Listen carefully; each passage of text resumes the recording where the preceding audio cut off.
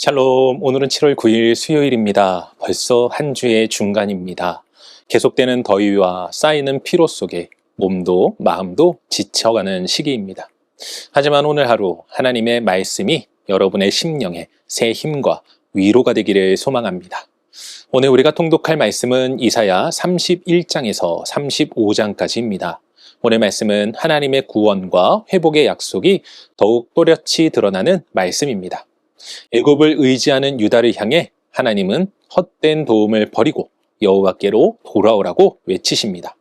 32장에서는 의로운 왕의 통치를 예언하며 하나님의 영이 임할 때 광야가 기름진 밭이 되고 정의와 평강이 넘칠 것을 약속하시죠.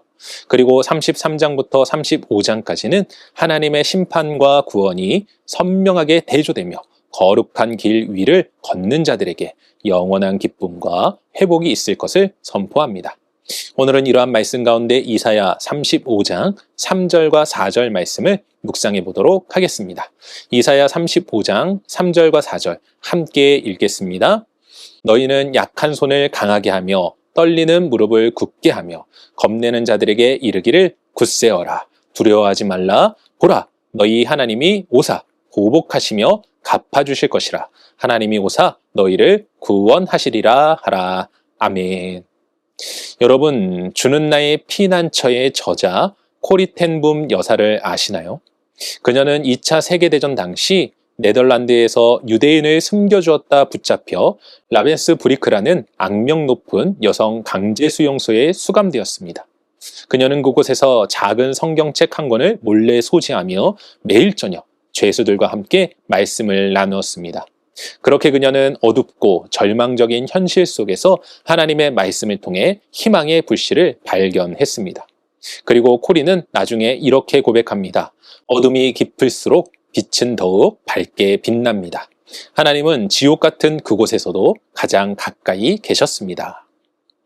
오늘 우리가 묵상하는 말씀은 바벨론 포로 가운데 있는 백성들에게 주시는 하나님의 말씀입니다.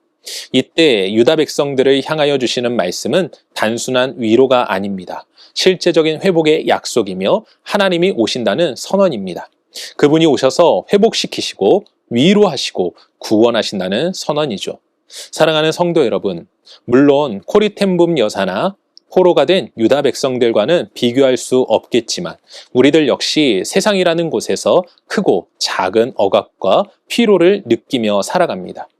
끝없이 밀려오는 일상의 과제들, 예기치 않은 문제들, 지속되는 스트레스와 고난들 속에서 우리의 손은 약해지고 무릎은 떨리고 마음은 겁에 질릴 수 있다라는 것이죠. 이때 하나님의 말씀을 기억하시기 바랍니다.